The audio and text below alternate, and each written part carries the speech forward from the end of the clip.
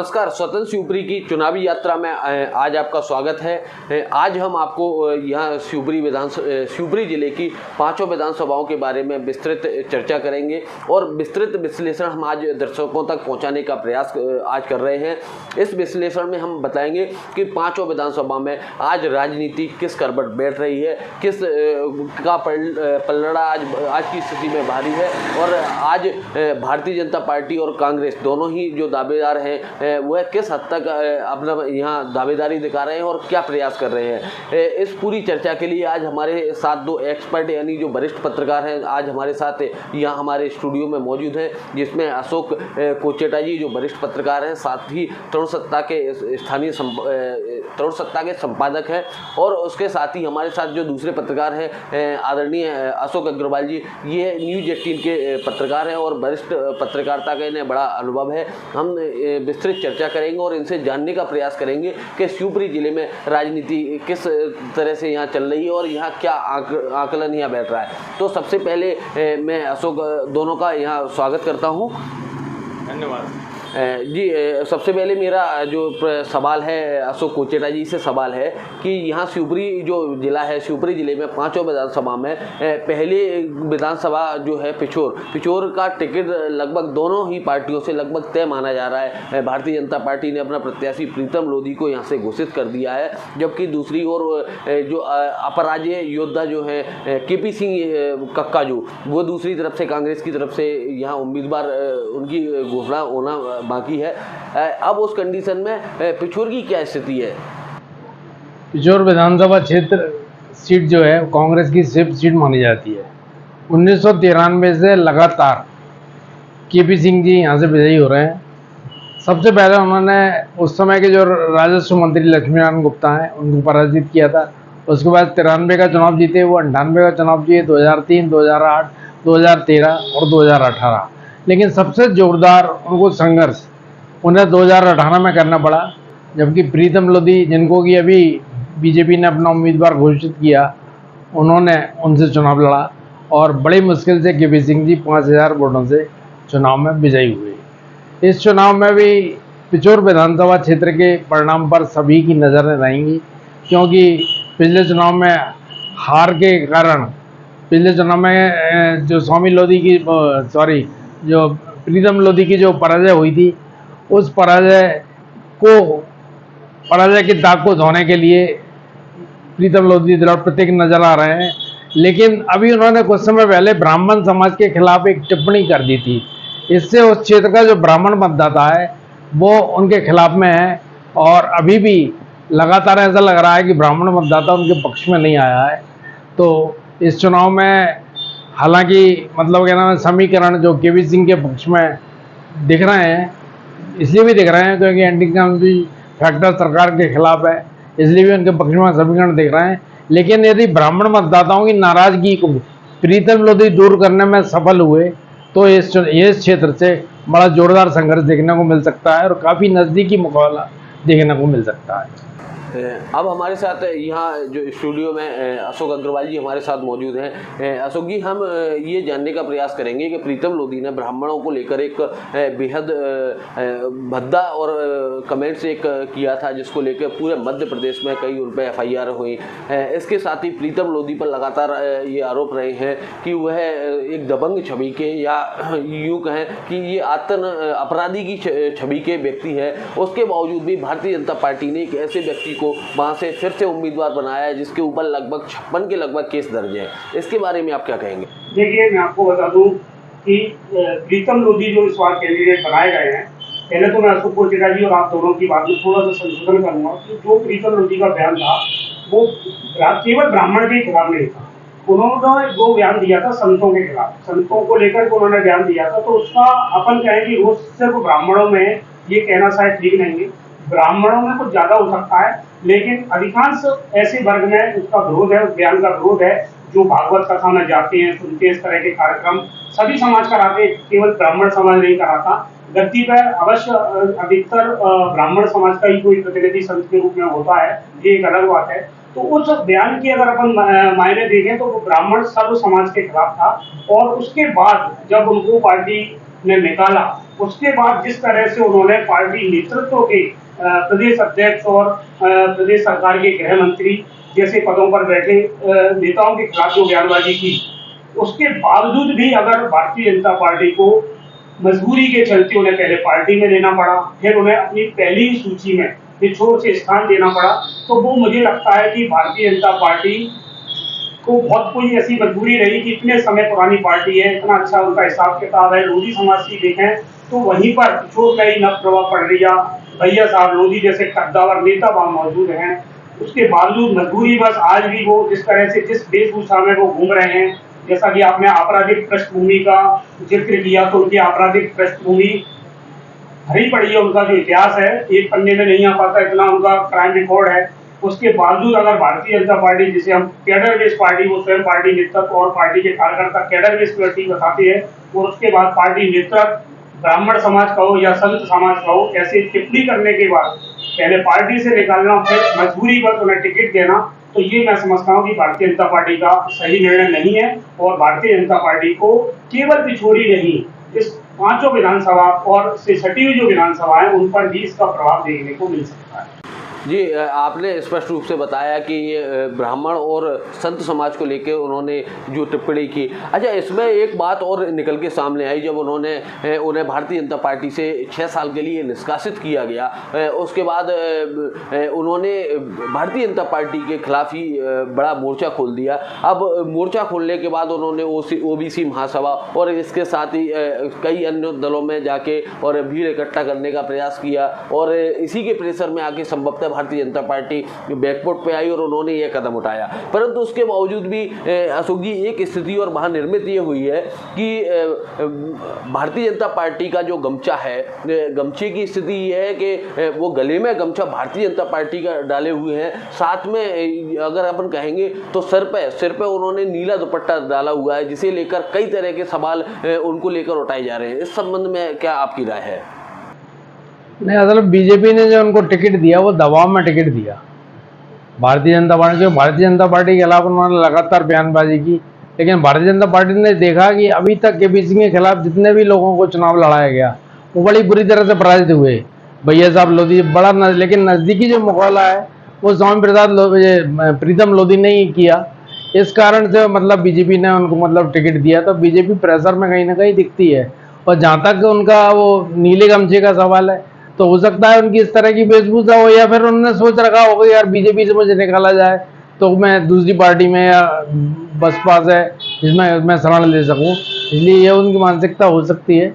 लेकिन कुल मिलाकर के वो एक लीडर बनने का प्रयास तो कर रहे हैं, इतना मेरा मानना है। जी, अशोक अग्रवाल जी से हम जानने का प्रयास करेंगे। अशोक जी, ये जो नीले गमछे वाली जो बात है, इस बात से आप कितने सहमत हैं? इसके साथ ही एक और प्रश्न है कि केपी सिंह कक्का जो अभी वहाँ जो CM की सभा हुई, उस सभा में उन्होंने सभा से पहले पिछोर को जिला बनाने की मांग की थी, परंतु उसे भी CM शिवराज सिंह चौहान ने दरकिनार करते हुए उन्हें पिछोर की जनता को आश्वस्त किया कि अगर आप प्रीतम लोधी को जिताएंगे तो पिछोर को हम जिला बनाएंगे। इस संबंध में क्या कहेंगे और इसका क्या इफेक्ट पड़ेगा? देखिए, मैं आपको बता दूं कि जिस तरह से आपने नीले गमछे की जो नीला सिर पे वो पगड़ी बांधते हैं, उसमें वो निश्चित रूप से जो बसपा का जो वोट बैंक कहा जाता है उसको हथियाने की कवायद है। और मैं आपको याद दिला दूं कि उन्होंने वो गमछा जब उन्हें भाजपा ने पार्टी से निकाल दिया था और उसके बाद वो डाला था, उसके बाद वो लगातार OBC समाज और बसपा का वोट बैंक माने जाने वाले लोगों में उन्होंने अधिक अपने आप को सक्रिय रखा। और परिणाम स्वरूप जब भारतीय जनता पार्टी का एक कार्यक्रम हुआ जिसमें स्वयं मुख्यमंत्री पिछोर पहुंचे, वहां पर भी जिस वेशभूषा में प्रीतम लोधी मंच पर थे उसमें भी उनका नीला गमछा था। तो निश्चित रूप से प्रीतम लोधी अपनी जीत को सुनिश्चित करने के लिए उस वोट बैंक पर भी उनकी निगाह है जो मूल रूप से बसपा का माना जाता है। आपने एक दूसरा सवाल जो किया शिवराज सिंह चौहान को लेकर के, क्या कहना चाहते हैं आप उसमें, क्या पूछ रहे थे? मेरा तात्पर्य ये है कि अभी जब शिवराज सिंह चौहान की जब वहाँ सभा थी तो सभा से पहले एक दिन पहले केपी सिंह कक्का जी ने वहाँ प्रेस कॉन्फ्रेंस की और उन्होंने वहाँ पिछोर को जिला बनाने की मांग की, परंतु दूसरे दिन सभा में जब जैसे ही शिवराज सिंह चौहान वहाँ पहुंचे तो उन्होंने जिला बनाने की मांग को स्वीकार करने से इनकार नहीं किया, परंतु उन्होंने उस मामले में सशर्त जोड़ दिया। यानी उनका कहना है कि आप अगर प्रीतम मोदी को यहाँ से जिताएंगे तो उस कंडीशन में हम पिछोर को जिला बनाएंगे। देखिए, केपी सिंह जी ने जो प्रेस कॉन्फ्रेंस की थी वो भी उनकी एक सीएम के आने के ठीक पहले एक बड़ी चाल थी। उन्होंने उन सारे पत्रों को रखा जितनी बार वो पिछोर को जिला बनाने की मांग विभिन्न मंचों पर, यानी कि ज्योतिरादित्य सिंधिया केंद्रीय नेतृत्व, प्रदेश नेतृत्व के सामने करते रहे। उन्होंने सारे पत्र रख करके ये बात रखी थी। उनको ऐसा लग रहा था कि शिवराज सिंह चौहान पिछोर आ रहे हैं तो वो शायद पिछोर को जिला घोषित करेंगे, तो वो उस गेंद को अपने पाले में लेना चाहते थे। उस जो पिछोर जिला बनता उसकी अपने खाते में जीत डालना चाहते थे। इस मंशा के साथ उन्होंने वो पिछोर ने जो प्रेस कॉन्फ्रेंस की थी उसकी वजह से पिटनी सी थी। लेकिन चूंकि दोनों ही दल श्रेय लेने की होड़ में है, तो पिछोर में जब शिवराज सिंह आए उससे पहले तो उनकी जो प्रेस कॉन्फ्रेंस की बातें हैं वो सामने आ गई, तो शिवराज सिंह ने अपना एक नया पैंतरा चला और उसमें उन्होंने एक शर्त डाल दी, जैसे ही पिछोर में प्रीतम लोधी भाजपा कैंडिडेट के रूप में आप उन्हें दिखाएंगे, जैसे ही पिछोर को जिला घोषित किया जाए। निश्चित रूप से दोनों ने प्रयास किया और अब जनता के हाथों में है कि जनता किसकी बात को बदल देती है। अच्छा, अब इस पिछोर विधानसभा से जुड़ा हुआ लास्ट आपसे सवाल है, दोनों से ही सवाल है कि वहाँ पिछोर में स्थिति स्पष्ट हो गई है, भारतीय जनता पार्टी और कांग्रेस दोनों ही ने लगभग अपने प्रत्याशी वहाँ दोनों के तय हैं। अब उस कंडीशन में वहाँ अब आपको क्या लगता है कि वहाँ क्या समीकरण बनने चाहिए? देखिए, जैसा अशोक उचेटा जी ने कहा कि यदि प्रीतम लोधी ब्राह्मण समाज और अन्य दीगर समाज में जो इनका जो बयान जिस तरह से गया था, यदि वहां पर उन लोगों से अपनी बात सेट नहीं कर पाए, उन लोगों को संतुष्ट नहीं कर पाए, अगर उन लोगों ने ब्राह्मण समाज, खासतौर से ब्राह्मण समाज ने अगर उनको माफ नहीं किया, तो मुझे लगता है कि पिछले चुनाव में भले ही इनकी नजदीकी पराजय रही थी, लेकिन इस बार में इनको सामान्य समाज का जो भारतीय जनता पार्टी का मूल वोट माना जाता है, वो वोट ब्राह्मण समाज हो या अन्य समाज हो, वो वोट इनसे छिटका हुआ है और निश्चित रूप से छिटकेगा। और मैं आपको एक बात और बता दूं, प्रीतम लोधी को टिकट देने का खामियाजा यदि शिवपुरी जिले की 5 में से किसी अन्य विधानसभा सीट पर कोई ब्राह्मण कैंडिडेट नहीं लगाया गया, तो इसका प्रीतम लोधी को टिकट देने का खामियाजा भाजपा को 5 सीटों पर ब्राह्मण समाजों की नाराजगी के रूप में देखना पड़ सकता है। जी, तो ये हमने बातचीत की पिछोर विधानसभा की। अब हम जो बातचीत है, बातचीत का क्रम आगे बढ़ाते हैं और इस क्रम में हम आज फिर अब बातचीत करते हैं करेरा विधानसभा की। करेरा जो विधानसभा है वो आरक्षित सीट, यहाँ शिवपुरी जिले की आरक्षित सीट है, जिसमें जिसको अर्जन सीट के रूप में जिसे यहाँ माना जाता है। अब अभी इस सीट पर कांग्रेस का कब्जा है और कांग्रेस के यहाँ प्रागीलाल जाटव यहाँ से विधायक हैं। अब इस सीट को लेकर हम बातचीत करने का प्रयास करेंगे और जानने का प्रयास करेंगे इसको लेके आपका क्या अनुमान है उचेटा जी? 2018 के विधानसभा चुनाव में इस सीट पर कांग्रेस के प्रत्याशी जसवंत जाटव जीते थे और मेरे ख्याल से उस वक्त 12,000 मतों से उन्होंने पराजित किया था।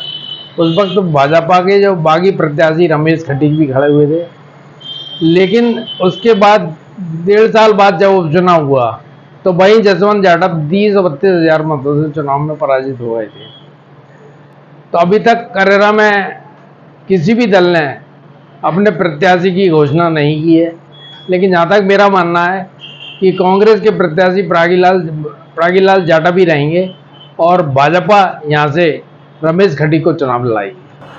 अभी आपने बताया कि आपने बिल्कुल स्पष्ट तौर से बोल दिया कि यहाँ भारतीय जनता पार्टी की जो प्रत्याशी की घोषणा संभवतः रमेश खटीक के रूप में होगी। तो यहाँ से जो सिंधिया निष्ठ जिनको कहें जसवंत जाटव जी का भी पैनल में नाम है, तो आपको क्या लगता है कि जसवंत जाटव जी के साथ में क्या उनको टिकट के लिए अभी इंतजार करना पड़ेगा या क्या स्थिति बनेगी? लेकिन आपको बता दूं, कांग्रेस से प्रागीलाल 30-32 हजार वोटों से जीते थे, इसलिए कांग्रेस में अभी 2-4 दिन पहले तक की बात करें तो अपन ये मान के चल रहे थे कि प्रागीलाल का टिकट फाइनल है और प्रागीलाल ही दोबारा से चुनाव लड़ेंगे। लेकिन एक याचिका इनकी हाईकोर्ट में विचाराधीन है और उस याचिका में इन पर 2 पत्नी रखने की बात आई है सामने, और उस याचिका को जो मेरे पास जानकारी है उसके हिसाब से हाईकोर्ट ने स्वीकार भी कर लिया है। यदि उसमें कोई पेच आता है तो निश्चित रूप से मुझे लगता है कि कांग्रेस से प्रागीलाल का टिकट अंतिम समय में परिवर्तित भी हो सकता है यदि उसमें कोई हाईकोर्ट से कोई इस तरह के कोई कानूनी ब्रीच आ गया तो। बाकी प्रागीलाल अगर उस केस से बच जाते हैं तो उनका टिकट कांग्रेस से कटने की कोई संभावना नहीं है। अब बात करें भारतीय जनता पार्टी की, तो भारतीय जनता पार्टी से जो पैनल की बात आ रही है उसमें फिलहाल 2 ही नाम नजर आ रहे हैं, क्योंकि शिवपुरी ही नहीं ग्वालियर चंबल संभाग में ज्योतिरादित्य सिंधिया की एंट्री है। ज्योतिरादित्य सिंधिया यहाँ के कद्दावर नेता माने जाते हैं और अधिकांश टिकट उन्हीं के ही उस पर माने जाते हैं कि उनकी जिस पर मोहर लगती है उसी को टिकट मिलता है अधिकांश टिकटों में। ऐसा ही एक नाम वहां पर करेगा में भी ज्योतिरादित्य सिंधिया के खाते का है जसवंत जाटव। हालांकि वो पिछले चुनाव 32,000 वोटों से आ रहे थे, उनको संतुष्ट करने के लिए उनको कैबिनेट मंत्री का दर्जा दे करके उनको एक विभाग दिया गया था और वो आज भी कैबिनेट मंत्री दर्जा प्राप्त मंत्री हैं और उसके साथ ही वो सीट की ओर देख रहे हैं। अब मैं आपको बता दूं कि दोनों लोगों का पैनल में नाम है, जैसा कि अशोक कोचरा जी ने बताया कि रमेश कटीक पूर्व विधायक रहे हैं वहां से, जसवंत जाटव एक छोटे समय के विधायक रहे और वर्तमान में वो भी देख रहे हैं, तो 2 ही नाम पैनल में हैं। लेकिन यदि अपन करेरा क्षेत्र की बात करें तो करेरा क्षेत्र में अगर भारतीय जनता पार्टी एक सशक्त उम्मीदवार माने तो रमेश कटीक निश्चित रूप से वहां एक अच्छी स्थिति में है। जनता जनार्दन में उनकी एक पकड़ अच्छी है और जनता जो सोच रही है वो रमेश कटीक की तरफ ही ज्यादा, मुझे जो लगता है, जो मैंने वहां का अपना आकलन किया उसके हिसाब से रमेश कटीक के पक्ष में वहां के मतदाता हैं। यदि किन्हीं कारणों से रमेश कटीक की जगह मान लो सिंधिया कोटे से माने या कोई और वजह से माने जसवंत जाटव को टिकट मिलता है तो भाजपा की राह कठिन मुझे नजर आती है। जी, इसके साथ ही मैं आपको जानकारी एक और आपसे लेना चाहूँगा कि जो जसवंत जाटव जी जो वर्तमान जो इससे पहले जब सिंधिया सरकार कांग्रेस की सरकार थी उसमें ये यहाँ से विधायक थे और 18 महीने यहाँ विधायक रहे। अब 18 महीने में उनके ऊपर एक रेतीले विधायक का एक बड़ा आरोप लगा था और उसको लेके पूरे मध्य प्रदेश में बवाल मचा था। इसके संबंध में क्या इसका उनके इस चुनाव में इफेक्ट देखने को मिलेगा? देखिए सचिन, मैं आपको बता दूं कि जसवंत जाटव एक छोटे समय के विधायक रहे, आज भी चूंकि दर्जा प्राप्त मंत्री हैं, उनकी करेगा विधानसभा क्षेत्र में यानी करेगा पूरे प्रशासन में उनकी छुट्टी बोलती है क्योंकि वो सिंधिया कोटे से आते हैं, उनका खासा वजन है। लेकिन पता नहीं क्या वजह है उसके कारण जनता में वो लोकप्रियता वो हासिल नहीं कर पाए, जो लोकप्रियता उनको अगले चुनाव को ध्यान में रखते हुए 23 के चुनाव को ध्यान में रखते हुए उनको अपनी पराजय के बाद से जो काम उन्हें करना चाहिए था वो उन्होंने नहीं किया। आज भी करेरा का जो रेस का मामला है उसमें कहीं ना कहीं वहाँ पर जो भी अवैध उत्खनन होता है वहाँ कहीं ना कहीं इनके नाम को जोड़कर देखा जाता है। यही मुख्य वजह है जिसके कारण आम जनता में आज भी जसवंत जाटव एक लोकप्रिय नेता के रूप में अपनी जगह नहीं बना पाए। अच्छा, इसके साथ ही कोचेटा जी करेरा विधानसभा की अपन चर्चा कर रहे हैं तो उसमें एक बड़ा नाम शकुंतला खटीक का भी एक बड़ा नाम है। शकुंतला खटीक जी को उन्हें लगातार दरकिनार किया जा रहा है, ऐसा देखने में आ रहा है, तो उनको लेके आपकी क्या राय है? नहीं, शकुंतला खटीक एक बार विधायक रही हैं और 2008 से 2013 में शायद विधायक रही हैं, लेकिन 5 साल का जो उनका कार्यकाल था बहुत अच्छा कार्यकाल नहीं रहा था।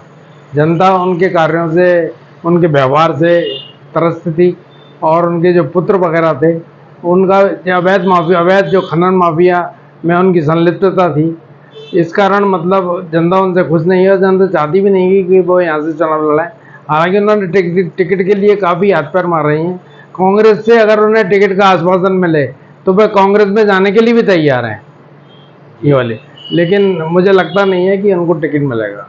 अच्छा, अगर स्थिति आपका जो अनुमान है उस अनुमान के अनुसार अगर रमेश खटीक को भारतीय जनता पार्टी यहाँ से अपना प्रत्याशी घोषित करती है और दूसरी तरफ से प्रागीलाल जाटव, हालांकि उनके जो कोर्ट का जो निर्णय है उसको लेकर असमंजस की स्थिति है, परंतु उसके बावजूद भी अगर टिकट दिया जाता है तो फिर दोनों में से किसका पलड़ा भारी रहेगा? तो प्रागीलाल जाटव उपचुनाव में विजयी हुए हैं, 3.5 साल लगभग उनका कार्यकाल रहा है और वह एक सीधे मतलब विधायक हैं और जनता में उनकी छवि भी उतनी खराब नहीं है।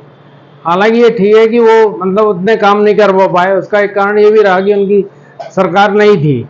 लेकिन जहाँ तक जाटव मतदाताओं का सवाल है, जाटव मतदाताओं में उनकी अच्छी पकड़ है। बसपा से भी वह 2 बार चुनाव लड़े थे और उन्होंने काफ़ी नज़दीकी मुकाबला लड़ा था, हालांकि वो पराजित हुए थे, लेकिन दूसरा स्थान उन्होंने प्राप्त किया था।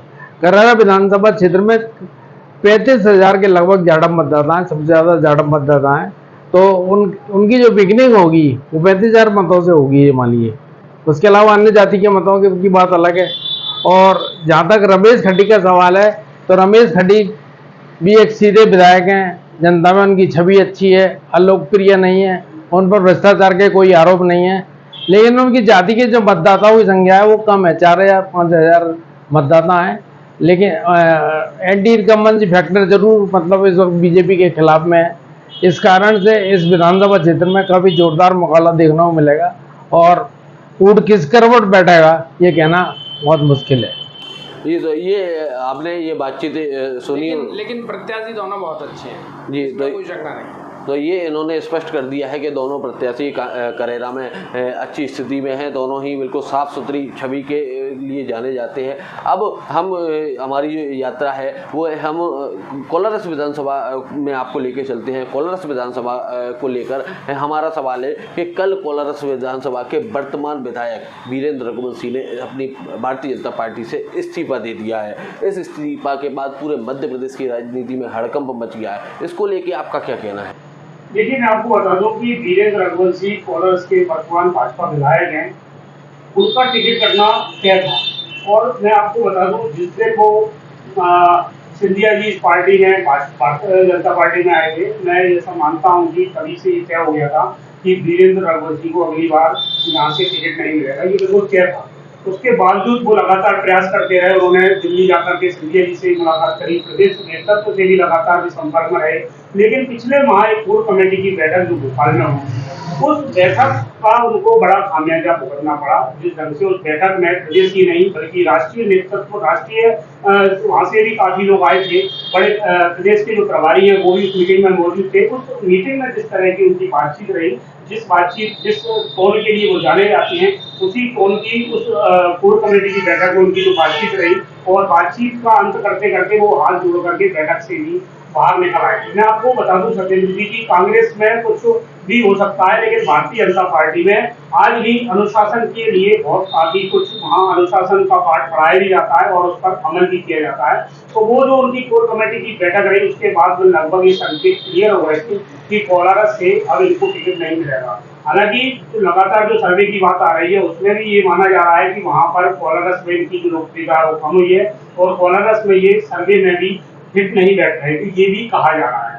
अब मैं बात करता हूँ कि सिंधिया जी की। सिंधिया जी के वहाँ सबसे नजदीकी माने जाने वाले महेंद्र सिंह यादव, जिनकी पुत्री इस समय नेहा यादव जिला पंचायत के अध्यक्ष हैं, वो शुरू से ही जब से सिंधिया जी भारतीय जनता पार्टी में आए हैं, महेंद्र सिंह यादव उनसे कंधे से कंधा मिलाकर के 5 क्षेत्र में काम कर रहे हैं। और जैसा कि वीरेंद्र रघुवंशी ने भी कहा, जो आमतौर पर देखने में भी आया कि प्रदेश के शिवपुरी जिले के जो प्रभारी मंत्री हैं महेंद्र सिंह सिसोदिया, कोलारस विधानसभा क्षेत्र में पूरा वजन महेंद्र सिंह यादव को दे रहे थे। उन्हीं के हिसाब से पूरी विधानसभा चल रही थी। वीरेंद्र रघुवंशी की लगातार सुनवाई हो रही थी, उन पर बिल्कुल फोकस नहीं था, प्रशासन में भी उनकी सुनवाई नहीं हो रही थी। तो ये वजह थी, उन्होंने जब ये समझ लिया कि मुझे कोलारस से भारतीय जनता पार्टी टिकट देने वाली नहीं है, और कांग्रेस में कोलारस में चूंकि पहले से ही लगभग तय है, 1-2 नाम जो उनके पास है, उसके अलावा वो किसी को वहाँ टिकट नहीं देना चाहते हैं, तो इसलिए निश्चित रूप से वो कांग्रेस में जाएंगे और वो शिवपुरी विधानसभा की तरफ देख रहे हैं। शिवपुरी विधानसभा से वो चुनाव लड़ने का मन बना रहे हैं। कोलारस की जहाँ तक बात है कि कोलारस से भारतीय जनता पार्टी से मुझे ऐसा लगता है अभी तक जो समीकरण है उसके हिसाब से महेंद्र सिंह यादव भारतीय जनता पार्टी के उम्मीदवार हो सकते हैं। और चूंकि भाजपा में जिस तरह से अमित शाह जी जहाँ मॉनिटरिंग कर रहे हैं, प्रदेश की लगातार मॉनिटरिंग कर रहे हैं, तो कोलारस में आपको अमित शाह की कोई ऐसी चाणक्य नीति दिखाई देगी। अंतिम समय में कुछ भी वहाँ इस तरह का परिवर्तन मुझे नजर आ रहा है कि अचानक से वहाँ कोई ऐसा टिकट आएगा जो बिल्कुल सभी को चौंका देगा। महेंद्र सिंह यादव भी वहाँ से गायब हो सकते हैं, उनकी जगह कोई बेस्ट उम्मीदवार वहाँ से भारतीय जनता पार्टी उतार सकती है। और इसके अलावा जो कांग्रेस की तरफ से जो अभी 2 नाम चल रहे हैं, उसमें गैरनाथ सिंह यादव और जितेंद्र जैन गुड्डू का नाम है। इनमें भी अभी ये शंका बनी हुई है, क्योंकि दोनों ही पार्टी एक दूसरे टिकट की ओर देख रही है। कौन सी पार्टी किसको टिकट देती है, क्योंकि जाति का समीकरण जैसा अन्य सीटों पर है ऐसा वहां भी है, तो इसलिए अभी वहां की स्थिति बिल्कुल क्लियर नहीं है। वहां निश्चित रूप से मुझे ऐसा लगता है कैंडिडेट के रूप में कोई बड़ा उलटफेर वहां मुझे दिखाई देता है। जी, ये आपने बिल्कुल स्पष्ट रूप से बताया, लेकिन इस मामले में सबसे जो अहम बात देखने को जो सामने आई है वो यह आई है कि भारतीय जनता पार्टी के पास दावेदारों की एक लंबी सूची हुआ करती थी, लेकिन धीरे ही धीरे, और या यूँ कहें कि किसी एक व्यक्ति को फ़ायदा पहुंचाने के लिए, या इसके अलावा या अपन कहें कि वहाँ भारतीय जनता पार्टी का ऐसा विघटन हुआ है कि वहाँ एक वन मैन शो रह गया है। तो इसको लेके आप क्या कहेंगे? वहाँ वन मैन शो सिर्फ महेंद्र यादव रह गए हैं। पहले एक सूची हुआ करती थी जिसमें जिसमें बैजनाथ सिंह यादव जो सिंधियानिस्ट थे, देवेंजन गोटू है वो भी सिंधियानिस्ट थे, और इसके साथ ही उनके जो पत्ते वाले हैं, पत्ते वाली फैमिली पूरी तरह से सिंधियानिस्ट हुआ करती थी। परंतु अब जो विघटन की स्थिति कोलारस में निर्मित हुई है, उसके बाद जब विघटन के बाद सिर्फ एक सिंगल नाम संभवतः रहा है, जिसमें महेंद्र सिंह यादव ही एक सिंगल नाम बचा है। इसको लेके क्या नहीं है, सिंगल नाम नहीं है। 2018 के विधानसभा चुनाव में देखिए आप, सिंधिया जी 2018 में कांग्रेस में थे। उस वक्त उन्होंने शिवपुरी जिले की 5 सीटों में से 5 सीटों पर सिंधिया समर्थक उम्मीदवार थे। 1.5 साल के बाद जब उन्होंने कांग्रेस छोड़ी और वह भारतीय जनता पार्टी में शामिल हुए, तो उस समय शिवपुरी जिले के 2 विधायक उनके समर्थक थे। एक तो खरेरा के जसवंत जाटव और एक पौरी के सुरेश राठौड़। उन्होंने दोनों विधायकों को अपने साथ बीजेपी में शामिल कराया। तो कहने का मतलब ये कि जिले की 5 सीटों में से 3 सीटों पर 2018 के चुनाव में कांग्रेस जीती थी। उन 3 सीटों में 1 सीट पर केपी सिंह थे और 2 सीट पर सिंधिया समर्थक विधायक थे, और टिकट मिले थे 4 सिंधिया समर्थक प्रत्याशियों को। तो इस वक्त मतलब जो सिंधिया जी चूंकि अब बीजेपी में आए हैं, तो कम से कम एक विधानसभा क्षेत्र में तो उनके प्रत्याशी को टिकट देना ही पड़ेगा।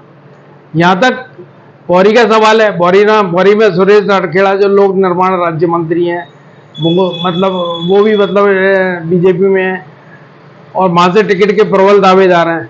लेकिन जो रिपोर्ट आई है, सूत्रों के अनुसार जो सर्वे रिपोर्ट आई है, वो उनके प्रतिकूल आई है, और पार्टी उनके स्थान पर प्रहलाद भारती को टिकट देने पर विचार कर रही है।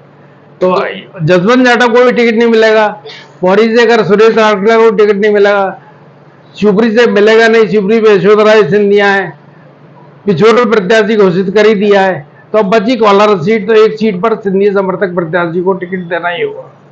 इसलिए सिंधिया समर्थक प्रत्याशियों में सिर्फ अकेले महेंद्र यादव का ही नाम नहीं है। महेंद्र यादव की बहन जो मिथिलेश यादव है, मुनिया जिनको कहते हैं, उनका भी नाम है।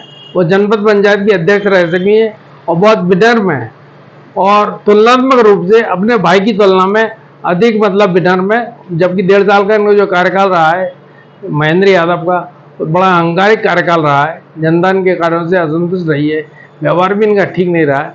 इसलिए पार्टी उनके स्थान पर मिथिलेश यादव को भी टिकट दे सकती है, जो कि सिंधिया समर्थक है। जहाँ तक आप बीजेपी की सवाल कर रहे हैं, तो बीजेपी में कई दावेदार हैं, ऐसा नहीं है। आलोक बिंदल भी वहाँ से दावेदार हैं। आलोक बिंदल के अलावा रामस्वरूप रावत हैं रिछारी, वो भी दावेदार हैं। इस तरह से बहुत दावेदारों की कमी। प्रहलाद भारती हैं, उनको भी वहाँ से लाया जा सकता है, क्योंकि दाखिल मतदाताओं की संख्या कोलारस विधानसभा क्षेत्र में ज़्यादा है। प्रत्याशियों की कमी नहीं है, लेकिन सिंधिया खेमे को कोई टिकट देना है, इसलिए वो कोलारस में महेंद्र यादव एकमात्र प्रत्याशी, सिंगल प्रत्याशी हमें नजर आ रहा है।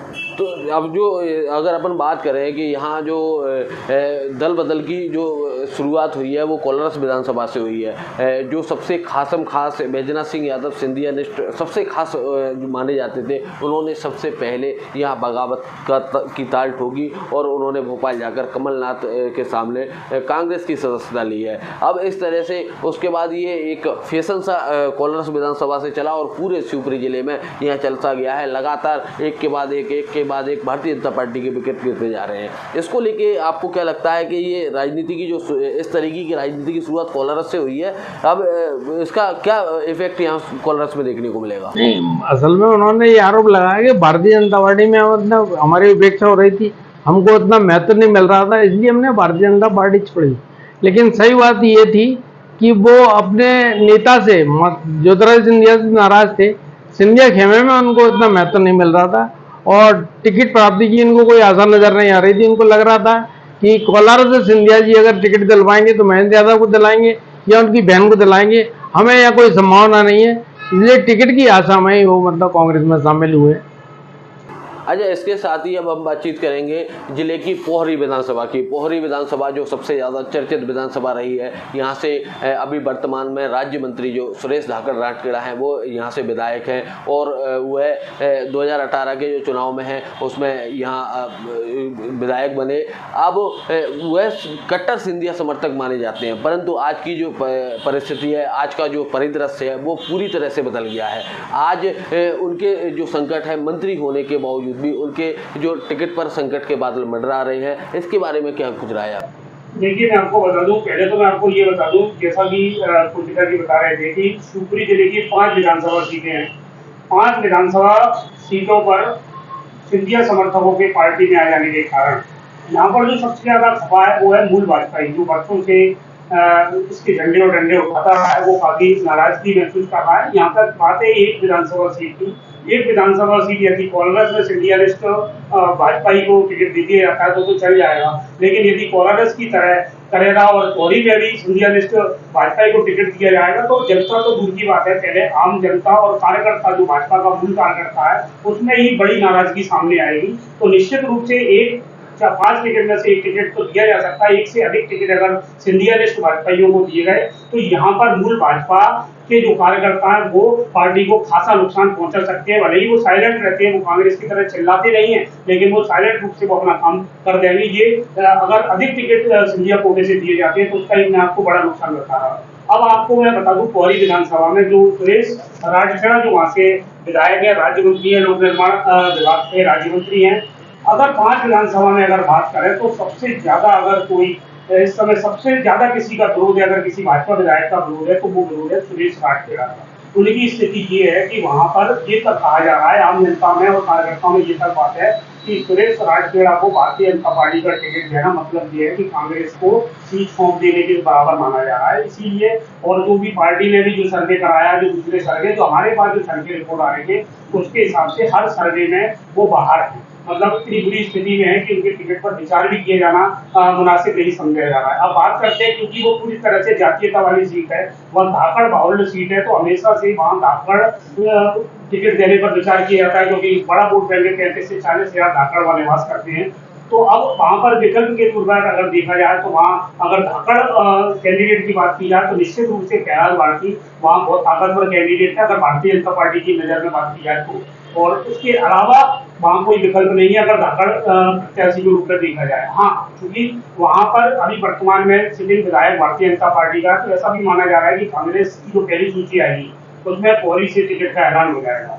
यदि पौरी से टिकट का ऐलान होता है और उसमें कहीं धाकड़ प्रत्याशी जैसे कि प्रद्युम्न वर्मा का नाम तेजी से चल रहा है, यदि प्रद्युम्न वर्मा को वहां से टिकट मिलता है तो निश्चित रूप से भाजपा को एक बार फिर से विचार करना होगा कि वो भारतीय जनता पार्टी भी धाकड़ उम्मीदवार उठाती है या वो हमेशा की तरह ब्राह्मण की तरफ ध्यान करती है। ये भी एक मैं आपको एक आंकड़े की बात बताता हूँ कि 1993 का जो चुनाव 2 बार भारतीय जनता पार्टी और कांग्रेस दोनों ने ही धाकड़ उम्मीदवार आमने सामने लड़ाए, दोनों ही बार कांग्रेस का उम्मीदवार पहले नंबर पर रहा, दोनों ही बार भारतीय जनता पार्टी का उम्मीदवार तीसरे नंबर पर रहा। तो पार्टी के जहन में ये भी बात हुई, जैसे कि 2003 में जब जयंती वर्मा को कांग्रेस ने उम्मीदवार बनाया था, उस समय जगदीश वर्मा भारतीय जनता पार्टी के उम्मीदवार थे। उस समय रणजीत शुक्ला निर्दलीय चुनाव लड़े थे, तो चुनाव जो हुआ था वो जयंती वर्मा और रणजीत शुक्ला में हुआ था, जगदीश वर्मा तीसरे नंबर पर लड़े थे। इसी तरह भी हाल ही के 2018 के चुनाव में देखे तो भारतीय जनता पार्टी ने कैलाश भारती को उम्मीदवार बनाया था और सुरेश राठौड़ कांग्रेस के उम्मीदवार थे। तब बसपा से कैलाश कुशवाहा चुनाव लड़े थे, तो वो चुनाव जो हुआ था वो कैलाश कुशवाहा और सुरेश राठौड़ के बीच हुआ था और कैलाश भारती तीसरे नंबर पर रहे थे। इसलिए मुझे लगता है कि धाकड़ वर्सेस धाकड़ भारतीय जनता पार्टी कांग्रेस से बचेगी। अगर कांग्रेस से धाकड़ उम्मीदवार आएगा तो मुझे ऐसा दिखाई दे रहा है कि वहां पर किसी ब्राह्मण उम्मीदवार को टिकट दिया जाएगा, यही पॉलिसी मुझे नजर आ रही है। तो वहाँ ब्राह्मण उम्मीदवार की आप बात कर रहे हैं, पौरी विधानसभा में ऐसा कौन ब्राह्मण उम्मीदवार है जो प्रमुखता के साथ अपनी दावेदारी कर रहा है और भारतीय जनता पार्टी की सीट बचाने में कामयाब हो? देखिए, मैं आपको बता दूं कि वैसे भी वहां पर धाकड़ के बाद वहां पर जो भी सक्रिय राजनीति में है वो ब्राह्मण समाज ही वहाँ सक्रिय राजनीति करता है। वहां पर हरिवल्लभ शुक्ला जो पिछले 4 चुनाव में उनको 4 पार्टियों से लड़ने का अनुभव है, वो हालांकि कांग्रेस में इस समय, तो वहां मैं ये बता रहा हूँ कि वहाँ ब्राह्मण भी काफी वहाँ सक्रिय रहता है। बात करें भारतीय जनता पार्टी के ब्राह्मण नेता की, तो वहां पर इस समय जो सक्रियता में दिखाई दे रहे हैं, वहां पर 2-3 ऐसे ब्राह्मण चेहरे जो वहाँ काफी सक्रिय दिखाई दे रहे हैं। उसमें एक नाम है इस समय जो भारतीय जनता पार्टी के जिला महामंत्री है सोनू बिरथरे, वो जिस पौड़ी जनपद शिवपुरी जनपद से वो यहाँ जनपद अध्यक्ष रहे हैं, उस जनपद क्षेत्र की 33 जो उनकी पंचायतें थी वो पौड़ी विधानसभा में लगती थी और 33 शिवपुरी में लगती थी। तो उनका खासा दखल पौड़ी विधानसभा क्षेत्र में रहा है और वो पिछले लगातार 5-6 महीने से लगातार देखने में आ रहा है, वो अपने क्षेत्र में काफी सक्रिय और क्योंकि युवा चेहरा है, युवा चेहरा होने के कारण उनकी वहाँ लोकप्रियता दिखाई दे रही है। उसके अलावा मैं आपको ब्राह्मण चेहरे की बात करूं तो वहां पर वहां के पूर्व विधायक नरेंद्र बिरथरे हैं, वो भी वहां अपनी शक्ति दिखा रहे हैं। इस समय उनका राज्य मंत्री का दर्जा भी है और जैसा कि अभी आपके पोर्टल के माध्यम से जानकारी जो मिली है कि वो 3 तारीख को यहाँ शिवपुरी में वोट करने वाले अपने समर्थकों के साथ, उसमें वो कोई रणनीति पर भी विचार कर रहे हैं। तो अभी उनकी जो पूरी स्थिति है, नरेंद्र बिरथरे जी क्या करने वाले हैं, वो 3 तारीख की वोट के बाद क्या हुआ, क्योंकि उन्होंने जो संकेत दिए उसमें वो कोई किसी भी प्रकार का निर्णय ले सकते हैं। उन्होंने अपने समर्थकों के साथ एक वोट का आयोजन किया है। वही मैं तीसरे नाम के रूप में वहां बता दूं आपको, एक वहाँ दिलीप बुद्धल भी वहाँ सक्रियता दिखा रहे हैं, जो भारतीय जनता पार्टी के जिला उपाध्यक्ष हैं। उनको वहाँ भंडारे जो लगातार वो जनता में कितने लोकप्रिय ये तो नहीं कहा जा सकता, लेकिन वो भंडारे कराने के कारण जरूर उस क्षेत्र में अपनी लोकप्रियता बनाए हुए हैं। तो इस तरह से वहां पर भारतीय जनता पार्टी के पास ब्राह्मण चेहरों की कोई कमी नहीं है। अच्छा, इसके साथ ही अगर हम बात करें कि वहाँ अगर कांग्रेस की तरफ से अगर कैलाश कुशवाहा को अगर प्रत्याशी अगर वहाँ बनाने का अगर दावा किया जाता है और वहाँ अगर कैलाश कुशवाहा को टिकट दिया जाता है तो कैलाश कुशवाहा की क्या स्थिति होगी? कैलाश कुशवाहा को टिकट दिया जा रहा है तो आप ये निश्चित मानना कि भारतीय जनता पार्टी की ओर से या तो सुरेश राठौड़ को या प्रहलाद भारती को टिकट मिलेगा, इसके अलावा किसी को भी टिकट नहीं मिलेगा। कैलाश कुशवाहा तीसरी बार चुनाव लड़ेंगे, 2 बार इसके पहले भी चुनाव लड़ चुके हैं। 2018 में लड़े थे और उसके बाद उपचुनाव हुआ था, उसमें लड़े थे। 2018 में दोनों बारों बहुजन समाज पार्टी की ओर से लड़े थे और दूसरे स्थान पर रहे थे और उसके बाद से वो लगातार पूरे क्षेत्र में सक्रिय हैं। तो बड़े जोरदार मतलब चुनाव लड़ेंगे वो, बड़ा नज़दीकी मुकाबला होगा, बहुत जोरदार मुकाबला होगा और चुनाव में जीत भी सकते हैं। तो ये आपने बताया कि वो चुनाव जीतने की स्थिति में है। मेरा आपसे सवाल है कि अगर कैलाश कुशवाहा की एक बात बता रहे हैं कि लगातार ये 3 बार से यहाँ चुनाव लड़ रहे हैं और बड़ी नज़दीकी मुकाबले में हालांकि ये परास्त हो रहे हैं, लेकिन उसके बावजूद भी हालत ये है कि पहला जब वो चुनाव लड़े थे तो पहले चुनाव में उन्होंने ये जो आपने बताया कि जो सबसे महत्वपूर्ण वोटर पौरी विधानसभा का ब्राह्मण वोटर है उसको साधने का प्रयास किया था, उसको साध कर उन्होंने यहाँ चुनाव लड़ा था। उसके बावजूद भी वो है यहाँ से चुनाव हार गए थे। उसके बाद जब दूसरी बार उनके साथ में या उनके सामने आप यूँ कहें कि वहाँ से हरिवल्लभ शुक्ला को प्रत्याशी बनाया गया था। अब हरिवल्लभ शुक्ला ब्राह्मण समाज के जो चेहरे हैं और बड़े चेहरे थे, उसके बावजूद भी वहाँ स्थिति ये हुई कि उसके बावजूद भी वहाँ यहाँ कैलाश कुशवाहा को हार का सामना करना पड़ा। अब आपको लगता है कि वो ये सीट बचाने में कामयाब हो पाएंगे? देखिए, मैं आपको बता दूं कि जैसा मैंने आपको पिछोर के बारे में बताया, प्रीतम लोधी वहां से जो भाजपा के उम्मीदवार है, जो प्रीतम लोधी के साथ समस्याएं, वो सेम समस्याएं इस बार पौरी विधानसभा में कैलाश कुशवाहा के साथ है। कैलाश कुशवाहा पिछले चुनाव में प्रीतम लोधी की तरह ही कमंतर से चुनाव हारे थे। 2 बार वो चुनाव लड़े, काफी पावरफुल तरीके से चुनाव लड़े। प्रीतम लोधी के बारे में जो बात कह रहा हूँ, इस बार प्रीतम लोधी और केपी सिंह में जीत का अंतर काफी अधिक होगा। वही स्थिति कैलाश कुशवाहा की होने वाली है। मेरी नजर में तो कैलाश कुशवाहा को यदि कांग्रेस ने उम्मीदवार बनाया तो जैसा मैंने दूसरे विधानसभा में कहा था, उसी तरह से मैं कैलाश कुशवाहा के बारे में ये दावे के साथ कह सकता हूँ कि यदि कैलाश कुशवाहा को कांग्रेस ने उम्मीदवार बनाया तो भारतीय जनता पार्टी का कोई भी कैंडिडेट जिसको भी भारतीय जनता पार्टी टिकट देगी वो चुनाव जीत जाएगा। क्योंकि वहां पर जैसे ही धाकड़ उम्मीदवार कैलाश कुशवाहा के खिलाफ आएगा तो धाकड़ के साथ कभी ब्राह्मण नहीं जाता, लेकिन कैलाश कुशवाहा कैंडिडेट होगा तो ब्राह्मण कैलाश कुशवाहा के अगेंस्ट वोट करेगा। उसकी वजह वही जो आपने बताई, पिछला चुनाव है। पिछले चुनाव में कैलाश कुशवाहा को मनाने के लिए ब्राह्मण समाज के प्रदेश से लेकर के राष्ट्रीय तक समाज के लोग आए और उन्होंने कैलाश कुशवाहा को मनाने का प्रयास किया और वो नहीं माने, चुनाव लड़े। दोनों लोग हरिवल्लभ शुक्ला की चुनाव आ गए और कैलाश कुशवाहा की चुनाव आ गए। तो ब्राह्मण समाज में कैलाश कुशवाहा को लेकर के भारी नाराजगी है। एक और भारतीय जनता पार्टी धाकड़ को टिकट दे देगी, वही ब्राह्मण समाज भी उनको वोट नहीं करेगा। तो मुझे तो नहीं लगता कि कैलाश कुशवाहा वहां पर कुछ भी कोई भी दमखम वहां रखते हैं। उनको मुझे तो लगता है इस चुनाव में काफी बड़े अंतर से पराजय का सामना करना पड़ेगा। जी अशोक जी, आपने बताया कि वहाँ से कैलाश कुशवाहा की जो स्थिति है आपने स्पष्ट की। अगर अपन ये अगर समीकरण अगर लगाएं कि अगर सबसे पहले अगर कांग्रेस ने अपना प्रत्याशी घोषित किया और कांग्रेस ने जो मूल कांग्रेसी है, यानी ये भी जो कैलाश कुशवाहा है ये भी घाट घाट का पानी पीकर कांग्रेस में आए हैं। अब जो मूल कांग्रेसी है तो ऐसा नहीं है कि यहाँ शिवपुरी जिले में के मूल कांग्रेसियों की कमी है और कम से कम 1 या 2 सीट पर मूल कांग्रेसी को टिकट उनको देना उनकी भी मजबूरी है। अगर उस कंडीशन पर अगर कांग्रेस विचार करती है तो यहाँ से एक चेहरा, सिर्फ और सिर्फ एक ही चेहरा, वो प्रद्युम्न वर्मा का एक चेहरा है। प्रद्युम्न वर्मा को अगर पहले कांग्रेस वहाँ से प्रत्याशी घोषित करती है और दूसरी तरफ से भारतीय जनता पार्टी, जैसे बताया कि प्रहलाद भारती का नाम सबसे पहले चल रहा है, प्रहलाद भारती को वहाँ से अगर प्रत्याशी घोषित करती है तो उस कंडीशन में वहाँ क्या स्थिति निर्मित होगी?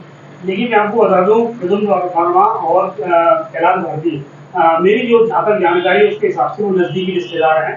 चुनाव तो बिल्कुल घर घर के भी लोग लड़े जाते हैं, ऐसा नहीं क्योंकि बीच में चुनाव नहीं होगा, लेकिन चुनाव होगा। जैसा कि मैंने आपको 30 साल में से 2 बार धाकड़ वर्सेस धाकड़ चुनाव हुआ है और दोनों ही बार धाकड़ प्रत्याशी जो कांग्रेस का होता है, क्योंकि वो नया प्रत्याशी भी है, प्रद्युम्न वर्मा पहली बार चुनाव लड़ेगा और चूंकि पिछली बार भी उसका अंतिम समय में टिकट कट गया था, अंतिम समय तक उसके नाम पर विचार किया गया, लेकिन अंतिम समय में जाकर के उसके टिकट कट गया था। वो लगातार उसके बाद से वो लगातार, क्योंकि उनको जैसा कि जो जानकारी है उसके हिसाब से उनसे ये वादा बन था कि अगला टिकट आपको मिलेगा, तो वो लगातार उस क्षेत्र में सक्रियता बनाए रखते हैं। और अगर धाकड़ वर्सेस धाकड़ की तस्वीर वहां बनती है तो मुझे तो ऐसा दिखाई देता है कि एक बार फिर कांग्रेस का धाकड़ वहां बाजी मारने जाए। अच्छा, इसके अलावा आपने बताया कि कांग्रेस का धाकड़ यानी जो प्रद्युम्न वर्मा है, प्रद्युम्न वर्मा वहाँ से बाजी मार सकते हैं, लेकिन अगर उस कंडीशन में ये स्थिति वहाँ निर्मित होती है कि पुराना जो अभी प्रद्युम्न वर्मा जो जनपद अध्यक्ष का जो चुनाव था, जहाँ एक बड़ा घटनाक्रम वहाँ देखने को मिला था, ब्राह्मण वर्सेस धाकड़, जो एक बड़ा घटनाक्रम वहाँ देखने को मिला था, क्या उसका कुछ इफेक्ट यहाँ देखने को मिलेगा? देखिए, मैंने जैसा कि आपसे पहले ही कहा कि प्रद्युम्न वर्मा यदि कांग्रेस के उम्मीदवार होंगे तो भारतीय जनता पार्टी से मुझे ऐसा लगता है, मेरी व्यक्तिगत राय है कि ब्राह्मण समाज का कोई कैंडिडेट भाजपा से उम्मीदवार होगा तो वो वाली बात तो वही कट जाएगी, क्योंकि ब्राह्मण समाज का वोटर ब्राह्मण समाज के साथ जाएगा। भले ही वो जो नाराजगी है उसमें से थोड़ा इनको मिलना होगा तो वो भी नहीं मिलेगा, वो एक अलग बात है। लेकिन ब्राह्मण जब कैंडिडेट सामने होता है, पौड़ी विधानसभा का चुनाव पूरी तरह से जाति पर फोकस रहता है, जाति के आधार पर होता है, तो चूंकि उन्हें ब्राह्मण समाज का वोट प्रद्युम्न वर्मा पहले ही वो उसकी तरफ ज्यादा आसान्वित नहीं है, वो अपने धाकड़ वोट बैंक की तरफ भी ज्यादा आसान्वित है, तो इसलिए उसका कोई अलग से कोई खामियाजा भुगतना पड़े ये मुझे संभावना नहीं है। अच्छा, इसके साथ ही पौड़ी विधानसभा की अगर अपन बात करें, पौड़ी विधानसभा में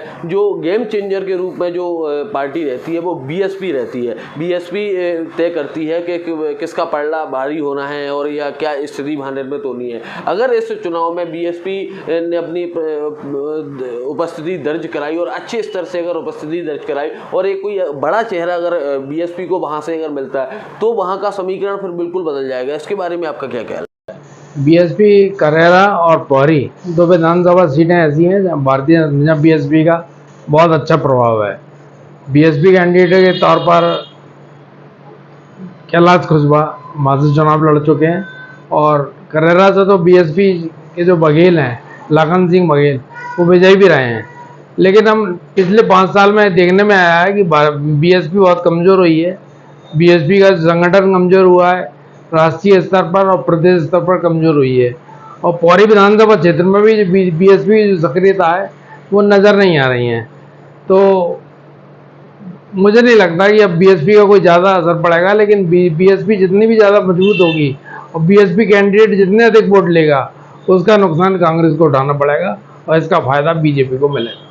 जी, तो ये इन्होंने स्पष्ट रूप से बताया कि बीएसपी के जो वोटर का जो बीएसपी का जो भी वोट बैंक के सामने आएगा उसका खामियाजा कांग्रेस को उठाना पड़ेगा। अब हम एक और आपसे पौड़ी विधानसभा को लेके एक और आपसे सवाल है कि पौड़ी विधानसभा में जो तमाम समीकरण बन रहे हैं, इसी समीकरण के बीच एक और जो मुद्दा निकल के सामने आया है कि आपने अभी बताया कि 3 तारीख को एक बड़ी बैठक और बैठक के बाद अगर जो वहाँ के जो राज्य मंत्री दर्जा प्राप्त नरेंद्र बिरतरे जी हैं, अगर वह किसी फैसले पर पहुंचते हैं या अगर वो पार्टी से असंतुष्ट होते हैं और अगर वो कांग्रेस का दामन थामते हैं तो वहां से क्या स्थिति बन सकती है? देखिए, मैं आपको बता दूं सत्येंद्र जी कि कांग्रेस का दामन नरेंद्र बिरतरे के थामने से कोई मुझे बड़ा फर्क नजर नहीं आता। कांग्रेस का मामला लगभग है, कांग्रेस या तो कैलाश खुशवा को टिकट देगी और अगर धाकड़ उम्मीदवार पर जाएगी तो प्रद्युम्न वर्मा को टिकट देगी। इसके अलावा मुझे किसी भी पार्टी में जाने या न जाने से फिलहाल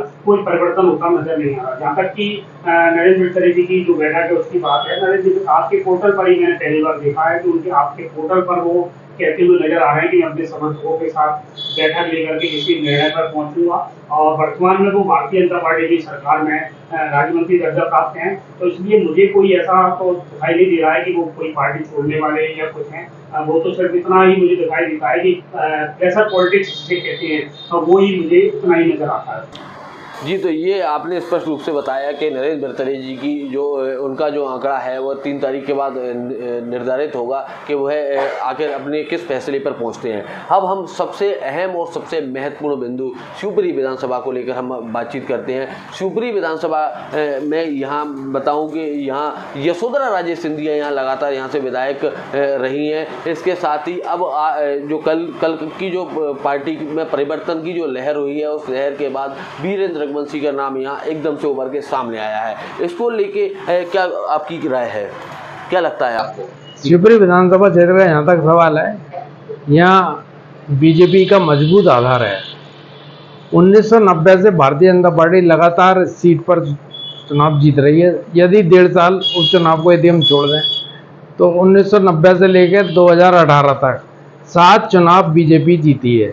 सिर्फ उपचुनाव में कांग्रेस प्रत्याशी वीरेंद्र रघुवंशी विजयी हुए थे, वो भी उस स्थिति में उसके कारण दूसरे थे कि उस समय की जो विधायक रही थी जिनके इस्तीफा देने से वो सीट रिक्त हुई थी, यशोधरा राजे सिंधिया। यशोधरा राजे सिंधिया की जो नाराजगी थी वो भारतीय जनता पार्टी को भारी पड़ी थी और उसकी वजह से कांग्रेस प्रत्याशी वीरेंद्र रघुवंशी विजयी हुई थी। तो इस विधानसभा क्षेत्र में बीजेपी का एक मजबूत आधार है। ज्योतिरादित्य सिंधिया भी 28,500 मतों से इस विधानसभा क्षेत्र में पराजित हुए। पिछले विधानसभा चुनाव में यशोधरा राजे सिंधिया भी 28,500 मतों से विजयी रही थी। यशोधरा राजे सिंधिया 1999 से इस विधानसभा क्षेत्र से चुनाव लड़ रही है। 1999 में जीती, में 2003 के चुनाव में जीती और उसके पश्चात 2013 और 2018 के चुनाव में जीती। लगातार 4 बार से यहाँ विधायक रही है। उनका एक अच्छा प्रभाव है, लोगों से उनका संपर्क अच्छा है। बीजेपी का अच्छा प्रभाव है यहाँ पर। बीजेपी के जो प्रतिबद्ध मतदाता हैं, व्यस्त मतदाता, उनकी संख्या लगभग 40,000 है। ब्राह्मण मतदाताओं की संख्या लगभग 30-35 हज़ार है। तो ये इस विधानसभा क्षेत्र में भारतीय जनता पार्टी काफ़ी मजबूत स्थिति में है। लेकिन इस समय थोड़ी एंटी इनकम्बेंसी दिख रही है सरकार के खिलाफ। इस सरकार के खिलाफ भी एंटी इनकम्बेंसी से ऐसा लग रहा है कि शिवपुरी की सीट भी मतलब भारतीय जनता पार्टी के हाथों से खिसक सकती है, लेकिन मुझे नहीं लगता कि ऐसा है। हालांकि वीरेंद्र रघुवंशी यहाँ गए हैं, वीरेंद्र रघुवंशी ने भारतीय जनता पार्टी से इस्तीफा दिया है, लेकिन शिवपुरी विधानसभा से चुनाव लड़ेंगे इसकी उन्होंने कोई घोषणा नहीं की। और ये भी नहीं पता कि अभी वह कांग्रेस में शामिल होंगे या नहीं होंगे। तभी तो यही माना जा सकता है कि शिवपुरी विधानसभा क्षेत्र से भारतीय जनता पार्टी की प्रत्याशी यशोधरा सिंधिया होंगी। कांग्रेस के प्रत्याशी कौन होगा यह अभी तय नहीं है। हालांकि राकेश गुप्ता ने बीजेपी से इस्तीफा देकर के कांग्रेस में शामिल होने का ऐलान किया है। उन्होंने शिवपुरी विधानसभा क्षेत्र से चुनाव लड़ने की इच्छा व्यक्त की है। जितेंद्र जैन गोटू जो कि जिला पंचायत अध्यक्ष रहे हैं, भारतीय जनता पार्टी के पूर्व विधायक देवेंद्र जैन के छोटे भाई हैं, उन्होंने भी भारतीय जनता पार्टी से इस्तीफा दिया है और शिवपुरी कोलारस अथवा शिवपुरी से चुनाव लड़ने की इच्छा जाहिर की है। लेकिन कमलनाथ जी कहते हैं कि हम सर्वे रिपोर्ट के आधार पर यहाँ का प्रत्याशी तय होगा, सर्वे रिपोर्ट में जिसका भी नाम आएगा उसको टिकट दिया जाएगा। लेकिन सूत्र ये बताते हैं कि कांग्रेस का जो सर्वे है उस सर्वे के आधार पर बेस्ट उम्मीदवार को यहाँ टिकट दिया जा सकता है शिवपुरी विधान। लेकिन एक बात ये भी, शिवपुरी विधानसभा क्षेत्र से आज तक कभी भी कांग्रेस का बेस्ट उम्मीदवार विजयी नहीं हुआ। 2 बार इस विधानसभा क्षेत्र से बेस्ट विधायक बने हैं और दोनों बार बेस्ट जो विधायक हैं वो बीजेपी के बने हैं। 1993 में देवेंद्र जैन भारतीय जनता पार्टी के रूप में प्रत्याशी के रूप में विजयी हुए थे और 1970 में महावीर प्रसाद जैन विजयी हुए थे। खास बात यह है कि उस दोनों चुनावों में कांग्रेस के जो प्रत्याशी वो भी बेस्ट ही थे। तो कांग्रेस का जो बेस्ट प्रत्याशी का जो सर्वे है वो कितना प्रभावी होगा इसके बारे में अभी कहना जल्दबाजी होगा। तो कांग्रेस का जब प्रत्याशी सामने आएगा तभी हम शिवपुरी विधानसभा क्षेत्र के बारे में कुछ कह पाएंगे। जी, तो आपने ये बताया कि यहाँ पहले कांग्रेस के प्रत्याशी के बाद ही स्थिति स्पष्ट होगी। चूँकि ये जानना हम आपसे जानना चाहेंगे कि यहाँ जो यशोधरा राजे सिंधिया यहाँ से विधायक हैं, ये लगातार ये दावा किया जा रहा है कि उनकी यहाँ स्थिति अभी कुछ दिनों से उनकी स्थिति में काफ़ी गिरावट यहाँ देखने को मिली है। यहाँ जो सर्वे जो टीमें आई थी उनको भी यहाँ उनके खिलाफ जो रोष है पब्लिक में यहाँ देखने को मिला है। तो इसको लेके यहाँ क्या स्थिति बन सकती है? देखिए, मैं आपको बता दूं कि भारतीय जनता पार्टी और कांग्रेस दोनों ही यहाँ शिवपुरी विधानसभा से एक ही मुद्दों पर चुनाव लड़ने वाले हैं। जहाँ वो भारतीय जनता पार्टी अपने उन्हीं मुद्दों को अपने विकास के रूप में बताएगी, शिवपुरी के डेवलपमेंट के रूप में बताएगी, और कांग्रेस की ओर से उन्हीं मुद्दों पर और उनकी असफलता का ठीकरा फोड़ने का प्रयास किया जाएगा। तो मुद्दे सेम रहने वाले हैं। और मुझे भी जैसा कि कोचेटा जी ने कहा, मुझे भी इसका कोई संशय नजर नहीं आता कि शिवपुरी विधानसभा से यशोधरा राजे सिंधिया की जगह कोई और चुनाव लड़े। जैसा अभी तक फिलहाल जो स्थिति है मेरी यही नजर आ रहा है कि यहाँ से यशोधरा राजे सिंधिया ही प्रत्याशी होने वाली है। और जैसा कि मैं आपको बता दूं, यहाँ पर जो मूल रूप से जो वोटर है शिवपुरी, खासतौर से शहरी इलाके की अगर बात करें, शहरी इलाके में भले ही थोड़ी बहुत नाराजगी दिखाई देती रहे, लेकिन अंतिम समय में जो चुनाव अंतिम उस पर पहुंचता है तो वो नाराजगी धीरे धीरे पूरी तरह से दूर हो जाती है। पिछले चुनाव में भी देखा किस तरह से एक रूमर बना हुआ था सिद्धार्थ लड़ा को लेकर के कि बाजार में ये है वो है, लेकिन सिद्धार्थ लड़ा शिवपुरी शहरी क्षेत्र की एक भी पोलिंग, यहाँ तक कि जिस पोलिंग में वो खुद रहते हैं उस तक को हार गए थे। तो ये तो यहाँ की स्थिति है कि यहाँ का जो व्यापारी वर्ग है, और निश्चित रूप से जैसा कि आप अभी सोशल मीडिया पर देख भी रहे हैं, तो ये जो मेन बात जो शहर में जो व्यापारी वर्ग में जो यशोधरा जी के लिए पक्ष में जाती है, मुझे जाती है कि यशोधरा जी अगर इस क्षेत्र से विधायक होती है तो यहाँ शांति का वातावरण रहता है, या किसी तरह की कोई दबंगई दादागिरी इस तरह की कोई घटनाएं देखने में नहीं आती है। और ये शिवपुरी शहरवासियों पर सीधी पकड़ रहती है। ये मुख्य वजह रहती है कि भले ही थोड़ी बहुत उनके खिलाफ जो रूमर बनती रहती है, लेकिन अंतिम समय में वो एक एक वोटर को, उनका जो मैनेजमेंट है वो इतना तगड़ा रहता है, वो एक एक वोटर की मॉनिटरिंग करती है कि कहाँ पर किस वर्ग में क्यों नाराजगी है, तो उनकी एक एक घर तक पहुंच रख के उस नाराजगी को दूर करती है। यही वजह है कि वो अपने जो उनके जो डेवलपमेंट के काम है, लगातार उनके जो समर्थक हैं वो काफी सक्रिय रहते हैं सोशल मीडिया के माध्यम से। और जैसा कि आप देख रहे हैं, जैसे ही वीरेंद्र अग्रवाल जी ने शिवपुरी में मतलब कोलार से इस्तीफा दिया, वो शिवपुरी विधानसभा की तरफ देख रहे हैं, तो अचानक से आप देखिए सोशल मीडिया पर उनके विकास कार्यों के लगातार चित्र आना शुरू हुए हैं। तो निश्चित रूप से यहाँ पर जो यशोधरा राजे सिंधिया है, अभी क्योंकि कांग्रेस से कैंडिडेट आना बाकी है, और जैसा दिखाई दे रहा है कि वीरेंद्र अग्रवाल जी से उनका मुकाबला हो सकता है, लेकिन चूंकि राकेश गुप्ता भी टिकट के आश्वासन के साथ ही गए थे, जैसा कि जितेंद्र जैन गोटू की जो बातचीत सामने आई है, उनसे भी यही कहा गया है कि कोलारा या शिवपुरी जहाँ से भी आपका सर्वे में नाम आएगा वहां से आपको उम्मीदवार बनाया जा सकता है। तो अभी ये कहना बहुत जल्दबाजी होगी कि वीरेंद्र अग्रवाल जी कांग्रेस के उम्मीदवार होंगे, मुझे इसमें भी संशय नजर आता है। और इस तरह के जो अभी समीकरण दिख रहे हैं, अभी मुझे यशोधरा राजे सिंधिया जी की राह में कोई रोड़ा नजर नहीं आता। जी, आपने बताया कि यशोधरा राजे सिंधिया की राह में कोई रोड़ा नहीं है, क्योंकि एक तरफ जो एक सिटी टुडे जो ग्वालियर का एक लोकल अखबार है, उस अखबार का ये दावा है, क्योंकि उसके जो संपादक हैं गुरु शरण जी हैं, गुरु शरण जी बिल्कुल पूरी तरह से महल से जुड़े हुए हैं, और उनका दावा है कि यशोधरा राजे सिंधिया शिवपुरी विधानसभा को छोड़कर उन्होंने अपना रुख ग्वालियर की ओर यानी ग्वालियर दक्षिण की ओर कर लिया है। इस बात में आपको क्या? देखिए, मुझे ऐसा लगता है कि ये जो रूमर पिछले 10-15 दिन से चल रही है, कई बात की जाती है कि जो ग्वालियर विधानसभा से लड़ने वाली है, कई बात की जाती है ग्वालियर दक्षिण से लड़ने वाली है। एक राजनीतिक सोची समझी चाल भी हो सकती है, विपक्ष की चाल भी हो सकती है कि एक ये वातावरण बनाया जाए कि वो शिवपुरी छोड़ करके जा रही है, लेकिन इस रूमर में मुझे कोई दम दिखाई नहीं देती। हाँ, रूमर में सिर्फ दम इतनी हो सकती है कि पार्टी नेतृत्व यदि कोई ऐसा फैसला कर दे कि यशोधरा जी की जरूरत शिवपुरी की जगह ग्वालियर दक्षिण में है या पौड़ी में है, तो एक अलग बात है। लेकिन मुझे नहीं लगता कि यशोधरा जी खुद शिवपुरी विधानसभा जो उनके लिए एक सुरक्षित सीट है उसे छोड़ करके वो ग्वालियर दक्षिण, जहाँ से भी वर्तमान में प्रवीण पाठक कांग्रेस के विधायक हैं, और मैं आपको पिछले चुनाव का अगर जिक्र करूं, वहां से नारायण सिंह कुशवाहा उनसे 200 वोटों से चुनाव हारे थे। वो भी तब हारे थे जब भाजपा से ही बागी होकर समीक्षा गुप्ता वहां से चुनाव लड़ गई थी, और वो भी काफी बड़ा वोट ले गई थी। तो ऐसे समीकरण में नारायण सिंह कुशवाहा का टिकट काटना कठिन होगा।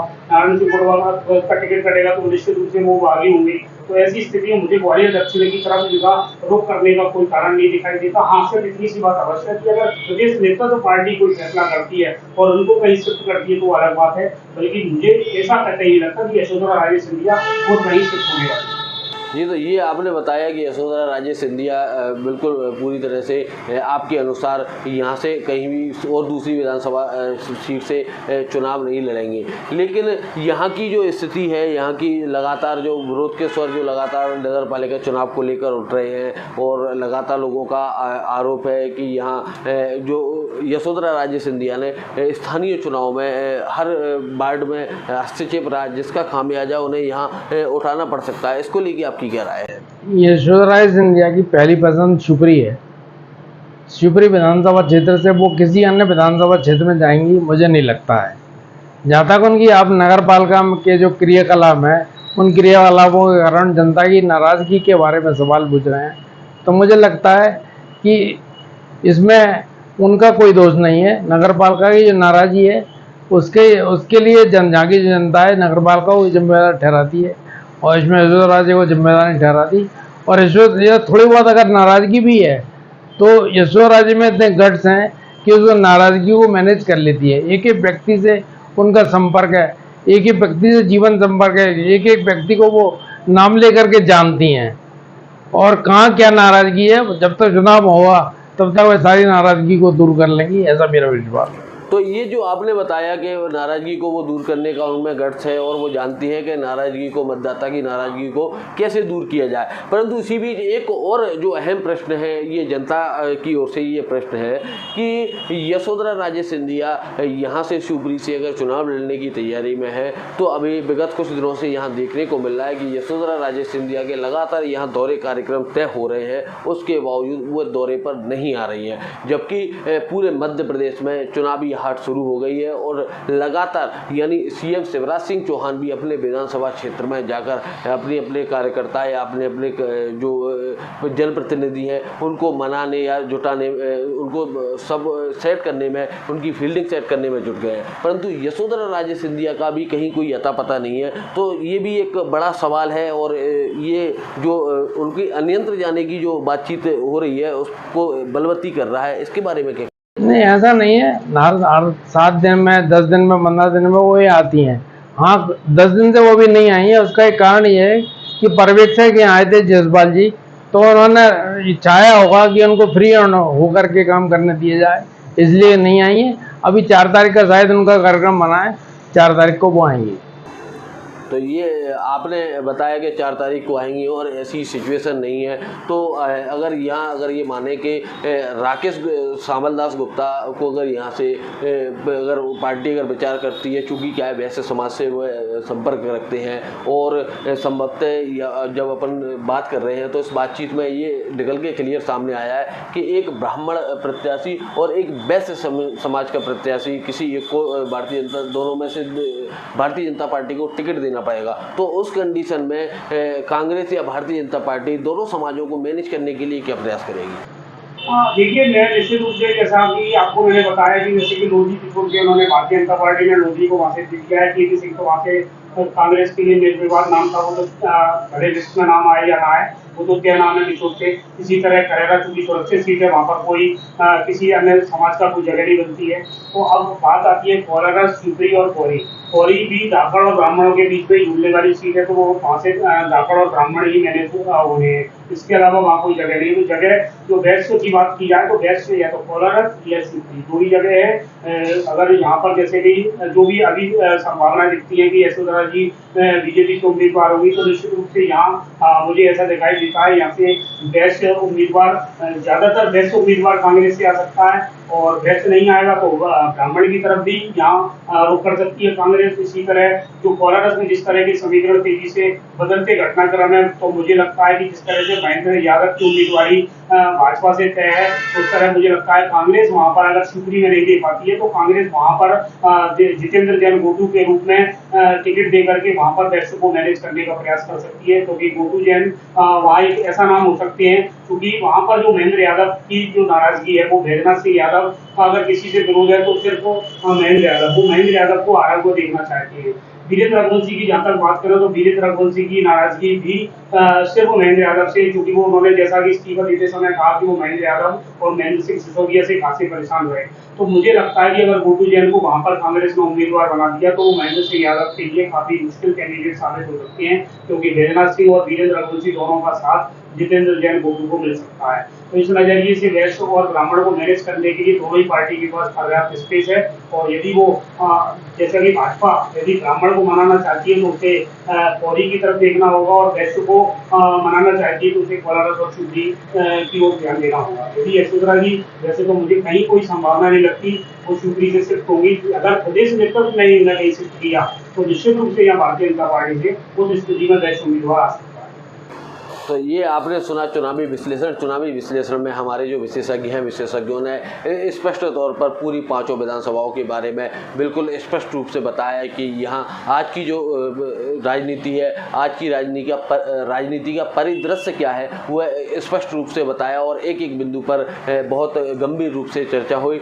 अब आगे की चुनावी जो यात्रा है, हमारी चुनावी यात्रा में हम आगे फिर से आपसे रूबरू होंगे, और आगे की जो रणनीति है उसको जल्द ही आपको फिर से रूबरू करते हुए पूरी जानकारी हम आप तक, हमारे दर्शकों तक पहुंचाने का प्रयास करेंगे। तब तक के लिए नमस्कार।